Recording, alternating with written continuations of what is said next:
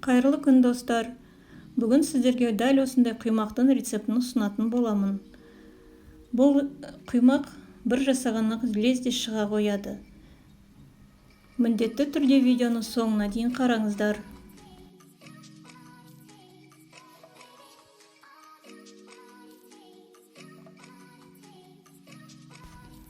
Ең алдымен жұмыртқаны, қантты, тұзды бір ыдысқа қосып, жақсылап соғамыз.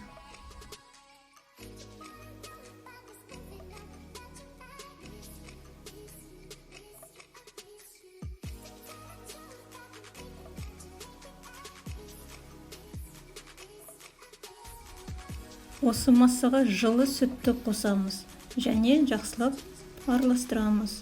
Сүт міндетті түрде жылы болу керек.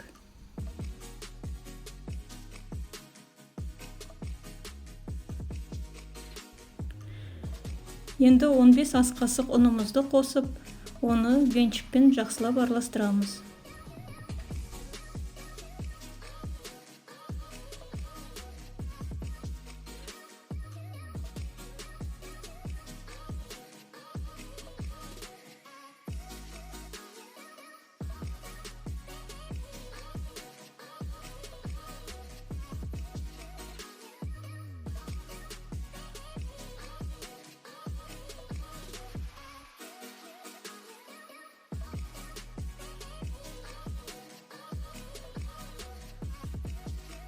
Мінеки достар, бізде осындай масса болу қажет.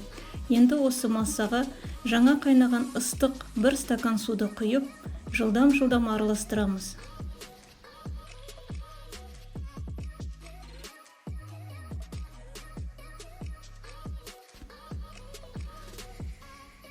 Енді сұйық майды қосамыз және жақсылап араластырып, осы қоспамызды 10-15 минут демалдырып қоямыз. 15 минуттан кейін дайын болған қоспаны, оған ас содасын қосамыз. Ас содасы біздің құймақтарымыз тесік болып шығу үшін қажет. Жақсылап араластырып, пісіре бастаймыз.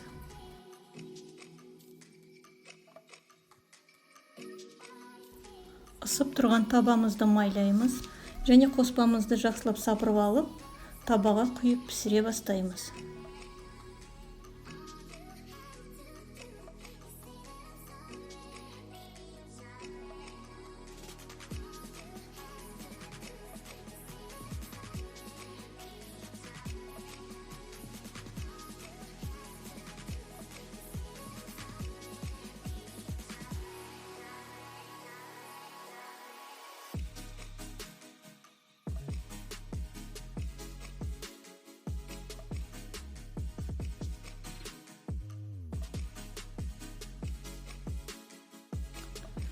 Құймақтың шет-шеті қызара бастаған кезде оны қалақшамен табадан ажыратамыз.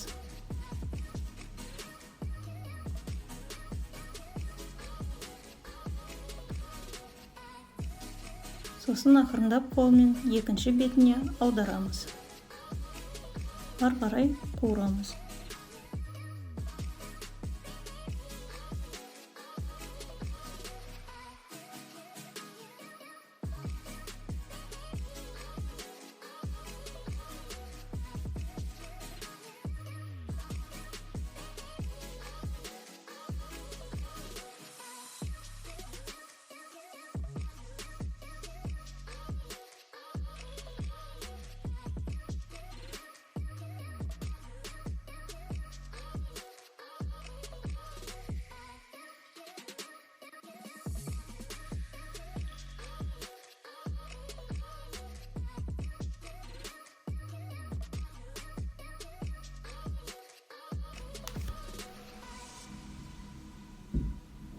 Мінеки достар, бізде осындай әдемі құймақтар шығады. Міндетті түрде осы құймақтарды жасап көріңіздер. Сіздерге ұнайтынына сенімдімін. Видеоны соңына дейін қарағандарыңызға көп рахмет. Ас болсын.